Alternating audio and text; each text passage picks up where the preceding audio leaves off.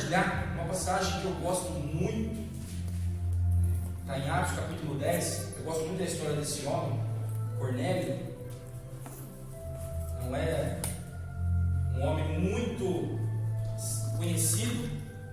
Na verdade, nem judeu ele era. Cornélio era um centurião. Centurião, meu nome já diz. Era um soldado do exército romano que cuidava de 100 homens. Então ele era um gerente, sei lá como é que era a escala de valor, mas ele tinha ali sua posição e era romano. Os romanos não se davam com os judeus e vice-versa, inclusive na questão religiosa. Mas aqui fala da história de um homem. Eu vou ler alguns versículos, não vou ler inteiro porque é um capítulo bem extenso, tem 48 versículos, isso. Mas eu vou ler alguns. Lá no capítulo, versículo 1 diz assim: E havia em Cesareia um varão por nome Cornélio, centurião da corte chamada italiana, piedoso e temente a Deus com toda a sua casa, o qual fazia muitas esmolas ao povo e de contínuo orava a Deus. Este, quase à hora 9 do dia, viu claramente numa visão um anjo de Deus que se dirigia para ele e dizia: Cornélio. O qual, fixando os olhos nele e muito atemorizado, disse: Que é, Senhor? E disse: As tuas orações e as tuas esmolas têm subido para a memória diante de Deus. Agora, pois, envia homens a Jope e manda chamar a Simão, que tem por sobrenome Pedro. Este está com um certo Simão curtidor, que tem em sua casa junto ao mar. Ele te dirá o que deves fazer. E retirando-se o anjo que lhe falava, chamou 2 dos seus criados e a um piedoso soldado dos que estavam a seu serviço, e havendo-lhes contado tudo, os enviou a Jope. Vamos dar um salto aqui, versículo 24. Então vamos nos localizar.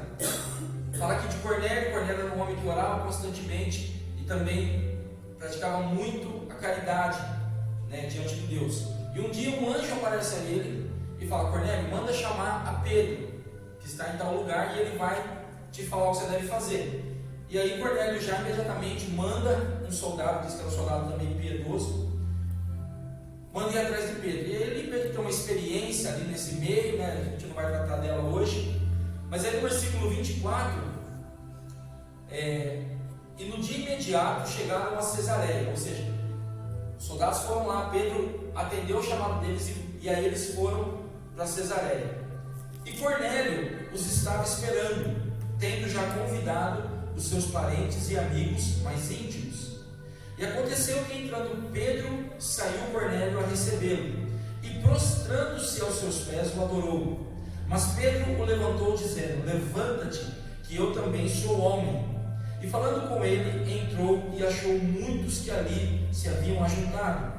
E disse-lhes: Vós bem sabeis que não é lícito a um varão judeu ajuntar-se ou chegar-se a estrangeiros, mas Deus mostrou-me que a nenhum homem chame comum ou imundo. Pelo que, sendo chamado, vim sem contradizer. Pergunto, pois, por que razão mandaste chamar-me? E disse Cornélio: Há 4 dias estava eu em jejum até esta hora, orando em minha casa a hora 9. E eis que diante de mim se apresentou um varão com vestes resplandecentes e disse: Cornélio, a tua oração foi ouvida e as tuas esmolas estão em memória diante de Deus. Até aqui, a gente vai ler um pouquinho, mas só para contextualizar. Então Pedro vem, Pedro fala: olha, para nós judeus não é lícito entrar dentro de uma casa de um romano. Os religiosos judeus tinham isso como algo impuro, mas Deus já havia falado com Pedro, falando: vai e faça isso. E aí Pedro ali entra, Pedro começa a pregar Jesus Cristo, falar, anunciar da palavra. Cornélio não sabia quem era Jesus, não sabia que Jesus já tinha vindo, o Messias já tinha vindo à terra. E aí Pedro ali vai falando, e é no versículo 44. E dizendo Pedro ainda estas palavras, que palavras? A palavra de salvação, o Evangelho, a palavra do reino. Diz assim: e dizendo Pedro ainda essas palavras, caiu o Espírito Santo sobre todos os que ouviam a palavra. E os fiéis que eram da circuncisão, ou seja, os judeus que tinham se convertido a Jesus, que estavam com Pedro, todos quantos tinham vindo com Pedro, maravilharam-se de que o dom do Espírito Santo se derramasse também sobre os gentios, porque os ouviram falar línguas e magnificar a Deus. Respondeu então Pedro: pode alguém porventura recusar a água para que não sejam batizados estes, que também receberam como nós o Espírito Santo? E mandou que fossem batizados em nome do Senhor. Então rogaram-lhe que ficasse com eles por alguns dias. Vamos entender todo esse contexto. Jesus já havia ressuscitado, Jesus já havia cumprido todo o seu sacrifício, e o Evangelho começou a se espalhar. Mas o Evangelho estava restrito aos judeus. Fato esse, é verdade, que quem começa a pregar aos gentios é o apóstolo Paulo. Pedro, Tiago, Bartolomeu, todos os outros estavam restritos a pregar aos judeus. Filipe, todos eles. E aqui acontece algo de novo. Pedro é enviado por Deus, Cornélio manda chamar, mas Pedro já havia recebido do Senhor a ordem de ir, e Pedro vai à casa de Cornélio, fala sobre Jesus, e quando ele, como nós lemos aqui no versículo 44, enquanto Pedro ainda falava sobre essas coisas, sobre Jesus, sobre o que Jesus havia feito, caiu sobre eles todos ali o Espírito Santo. E o Espírito Santo era o que mais causava ciúmes no meio do povo judeu. Os judeus, os fariseus, os saduceus, toda aquela casta judaica, eles perseguiam Jesus porque em Jesus havia o Espírito Santo. E eles eram homens religiosos que estavam tão presos à religião que não enxergavam que o Espírito Santo era tudo o que eles precisavam, que Jesus era a resposta de milhares e milhares de anos de oração. E isso aconteceu. O Espírito Santo, o fato é que em determinado momento um homem chamado, acho que Elimas, quis dar dinheiro a Paulo para que Paulo desse a ele o dom do Espírito Santo. Ou seja, o Espírito Santo era algo desejado, é algo desejado, é o poder de Deus manifesto no homem. E de repente aqui, imagina para os judeus, tenta se colocar na mente de um judeu lá daquela época. Judeu era o povo que Deus falava. Todos os livros da Bíblia foram escritos por judeus, exceto Lucas, que não era judeu de fato. Mas o Velho Testamento todo, toda a história de Deus, da atuação de Deus na terra, foi através de judeu. Então imagina você sendo judeu. Você vê desde lá de Abraão, e aí vem passando Moisés, Davi, Elias, tantos homens, sempre dentro do povo judeu. E o Messias também veio no meio do povo judeu. Então, para um judeu, às vezes a gente critica, mas tenta colocar na cabeça de um judeu. Somente os judeus eram o canal de Deus atuar na terra. E de repente eles veem um homem que era romano, do povo que estava escravizando os judeus. Um homem que fazia parte, não importa se ele era a favor disso ou não, mas ele fazia parte de um reino que oprimia os judeus. E de repente esses homens estão lá e eles veem a maior prova da aprovação de Deus, que é o Espírito Santo. Então isso tudo é uma bagunça, mas eles começam a entender que o Espírito Santo, e aqui fala no final, Pedro diz: pode alguém porventura recusar a água? Não, perdão, vamos antes. E os fiéis que eram da circuncisão, todos quanto tinham vindo com Pedro, maravilharam-se de que o dom do Espírito Santo se derramasse também sobre os gentios, por causa disso, porque para eles não tinha sentido. E aí nessa noite, olhando um pouco a vida de Cornélio,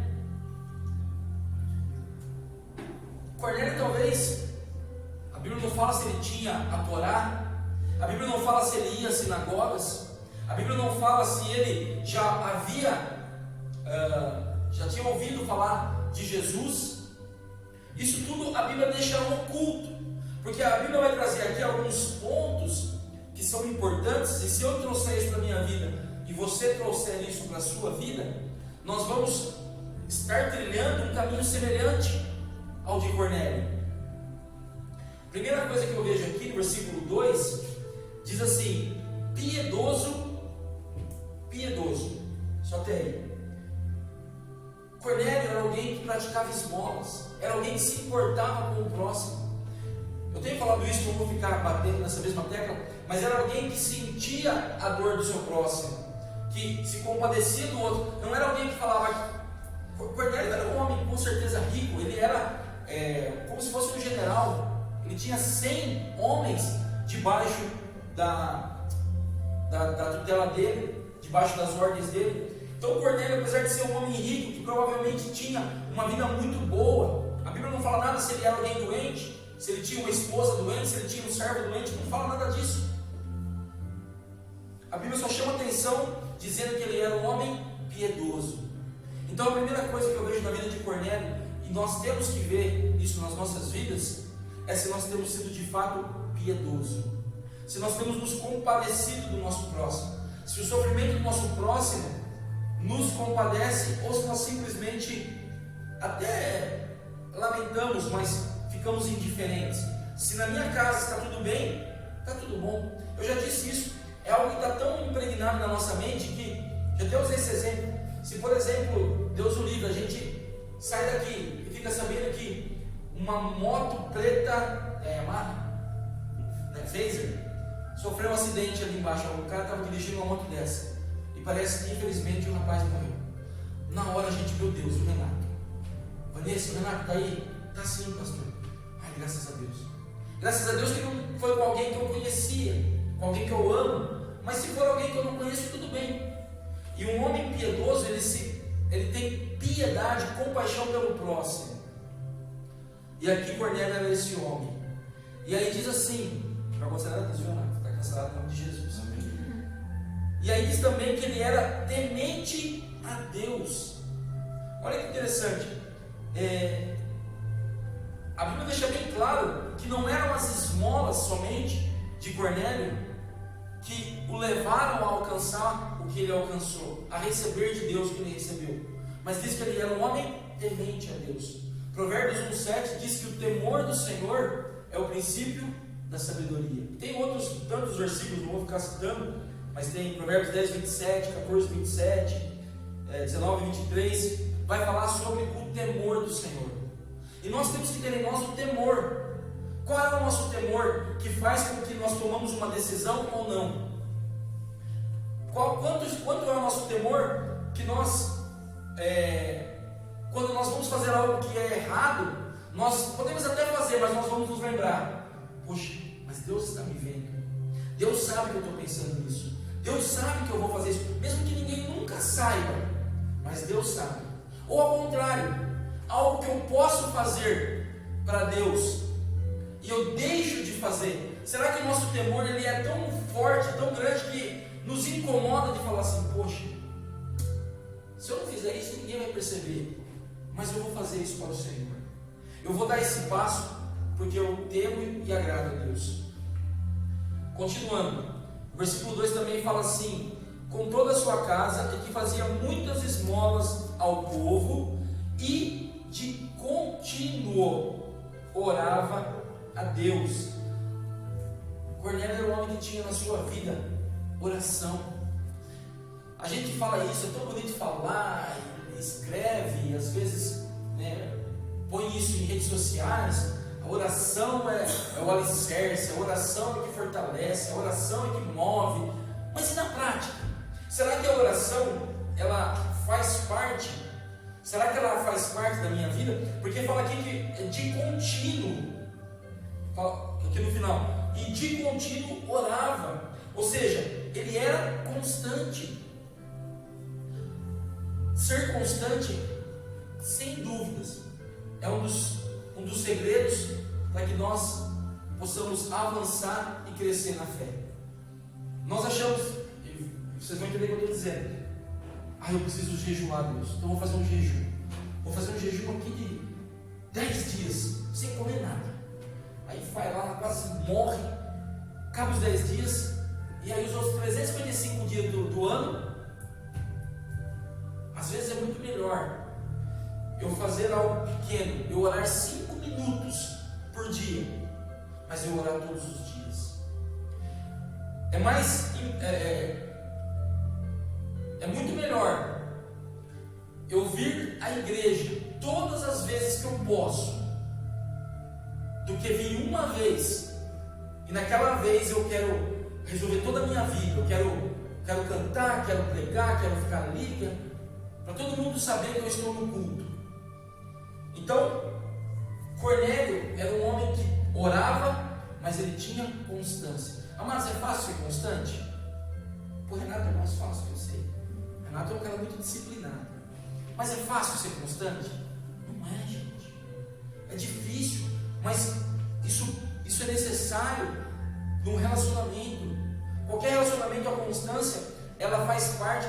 Eu sempre uso o exemplo do casamento. Imagina que eu trabalho fora e eu vou almoçar um dia em casa e o outro eu não vou, e o outro eu vou, e eu passo 3. Imagina a cabeça da minha esposa falando: poxa, agora meu marido vem hoje, não vem, não avisa nada. A constância faz parte de um relacionamento. Vamos avançar aqui. Vamos lá para o versículo 30. Cornélio fazia esmolas, orava, era constante, e diz no versículo 30: há 4 dias estava eu em jejum. Eu não sei se todos estavam não foi aqui, foi online. Nós fizemos um culto, um estudo de quinta-feira só sobre jejum. Quer ver algo que nos leva a ser constante? O jejum. O jejum quebra toda a nossa vontade, toda a nossa carnalidade, toda a nossa inconstância. E o jejum nos leva a fazer, a praticar coisas que muitas vezes nós não queremos, inclusive o próprio jejum. Mas ele é algo, ele tem que fazer parte da vida de um cristão. Gente, vamos voltar aqui e lembrar, nós estamos falando de Cornélio. Cornélio não era um cristão, ele era um homem que temia a Deus.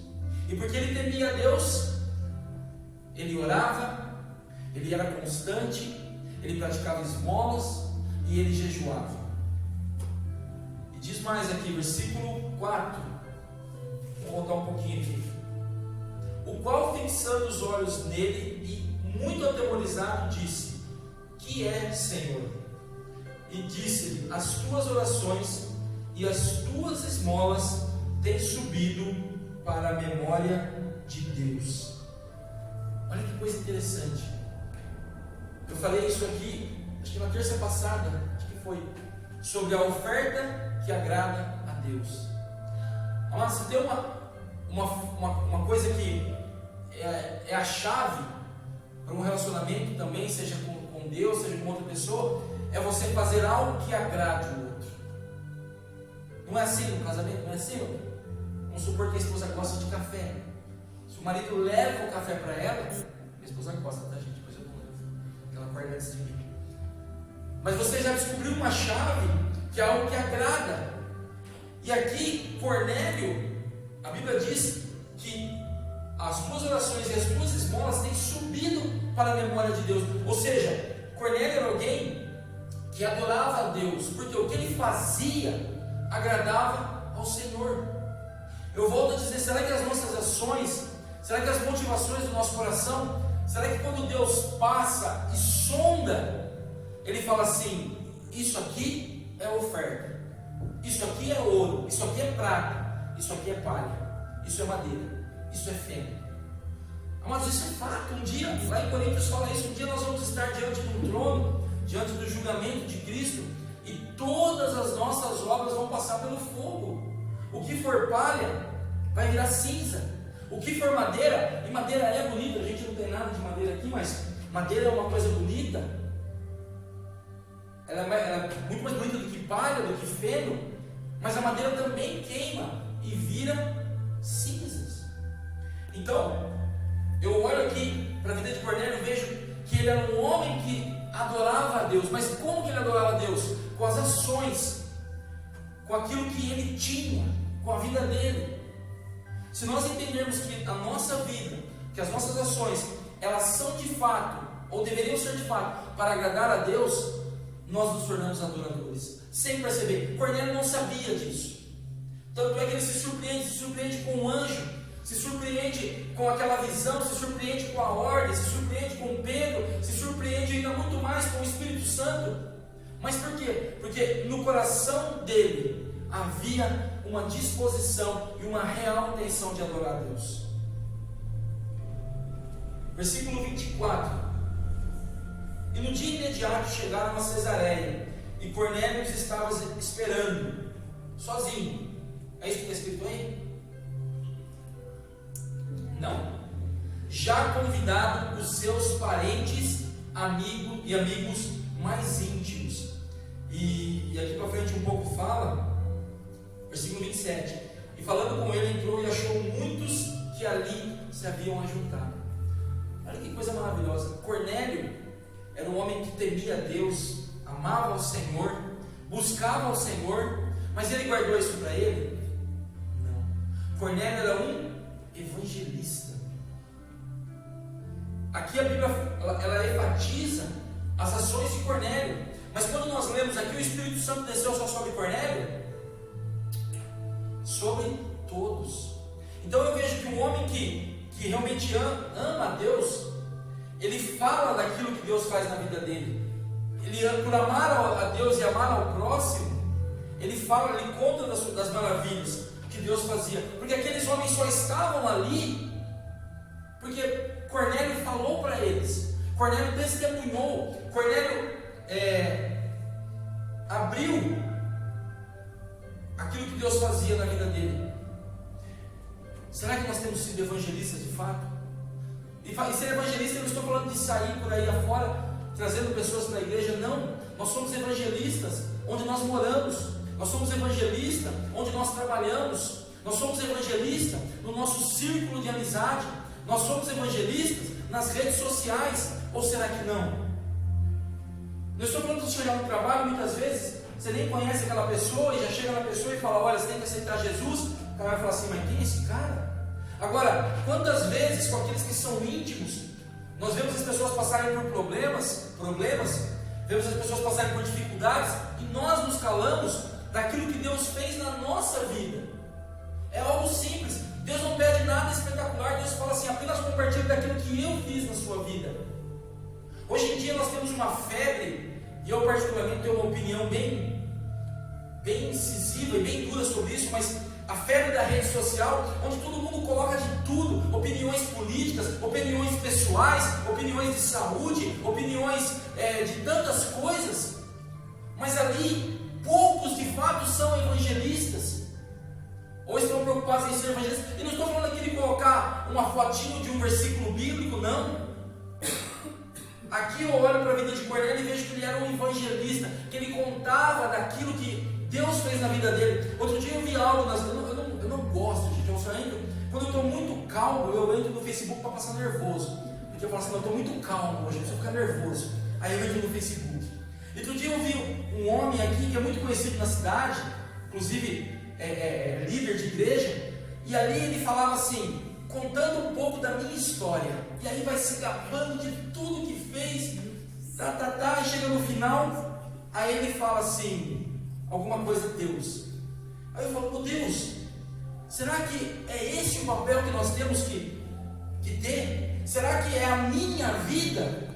Será que eu estou falando da minha vida, eu sou um evangelista? Ou quando eu estou falando daquilo que Deus fez na minha vida? E muitas vezes as pessoas estão indo na rede social para falar da vida dela, ou da dos outros, que é pior ainda, mas não falando daquilo que o Deus da vida dela fez na vida dela. Então nós temos que ficar muito atentos. Será que nós somos evangelistas de fato? Ou será que quando nós entramos nas redes sociais ou nas conversas aí afora, nós espantamos as pessoas? Poderia falar bastante sobre isso, mas eu vou pular, é melhor, né? Tá, vou ouvir minha esposa. Versículo 32 e 33. E havia em Jope, envia pois a Jope e manda chamar Simão, o que teve o sobrenome Pedro. A gente já viu, não falei de novo. Aqui o anjo fala assim para Cornélio, Cornélio, vai lá, manda chamar tal homem. Cornélio, se fosse como alguns de nós, talvez eu, falaria assim, falaria ao anjo, mas Senhor, será? Ele é judeu, o homem é pescador, o homem deve feder a peixe, olha o nível das pessoas que frequentam a minha casa, eu sou da High Society, né? Aqui na minha casa, até os empregados têm que andar com uma roupa mais ou menos, porque eu não sou um qualquer, eu sou um centurião. Eu tenho às vezes acesso ao senador, eu tenho acesso às vezes ao governador. Senhor, chamar Pedro, o senhor não pode ser entre nós aqui? Não, Cornélio não fica questionando. Cornélio vai e ele é um homem pronto a obedecer. A palavra diz que imediatamente, entendeu? Aqui, ó. E mandei chamar-te, e bem fizeste vir. Não é aqui, desculpa. Mas Cornélio não fica questionando, ele vai e faz o que Deus manda. Quantas vezes Deus tem falado conosco e nós ficamos questionando: Deus, será que é isso mesmo? Será que eu tenho que fazer isso? Será que precisa mesmo ser desse jeito? E é interessante que a gente sempre questiona quando é algo que nos custa. Quando é algo que é no nosso benefício, a gente não questiona, né? Mas quando é algo que nos custa, quando nos custa o esforço, quando nos custa admitir um erro, quando nos custa abrir mão de algo que nos dá o conforto, aí nós questionamos: será que isso é de Deus? Pastor, será que isso daí que você está falando é de Deus? Mas eu vejo aqui em Cornélio um homem pronto a obedecer. Mas eu falo isso com toda convicção. Quando nós estamos não debaixo de uma ordem, porque essa palavra ordem ela é um pouco pesada, mas debaixo de uma direção, seja de quem for, se nós obedecemos, nós estamos isentos de prestar conta disso.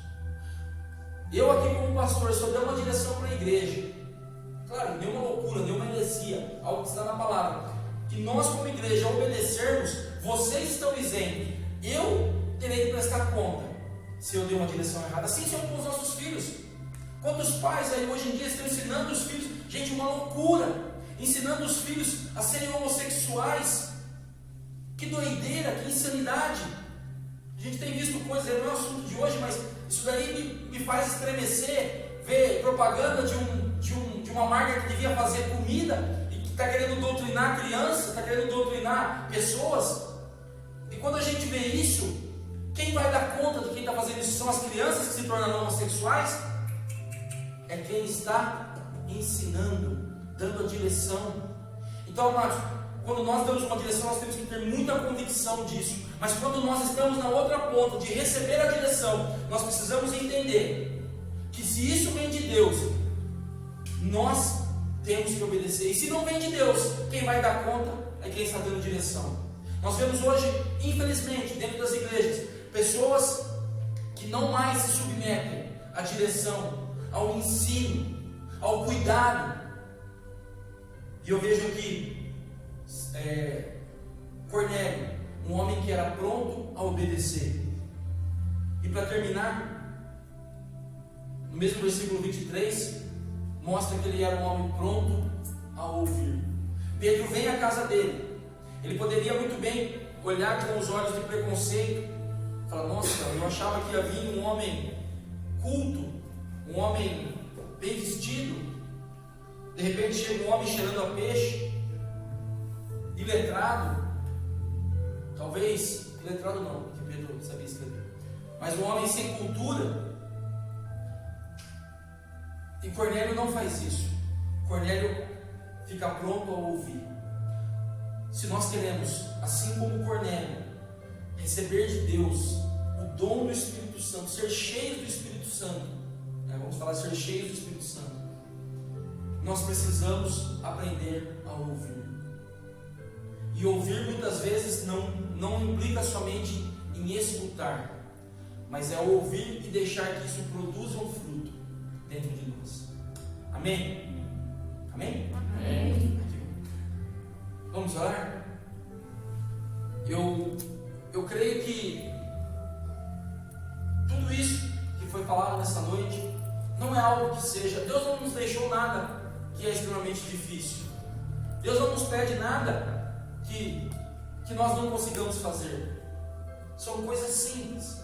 Cornélio, apesar de ser alguém, como eu disse, de posição, de status ali naquele contexto, mas na sua essência ele era um homem simples, um homem que amava o Senhor, que tinha compaixão pelo próximo, que orava a Deus, que buscava a Deus em jejum, que era pronto para obedecer, pronto para ouvir, e um homem humilde.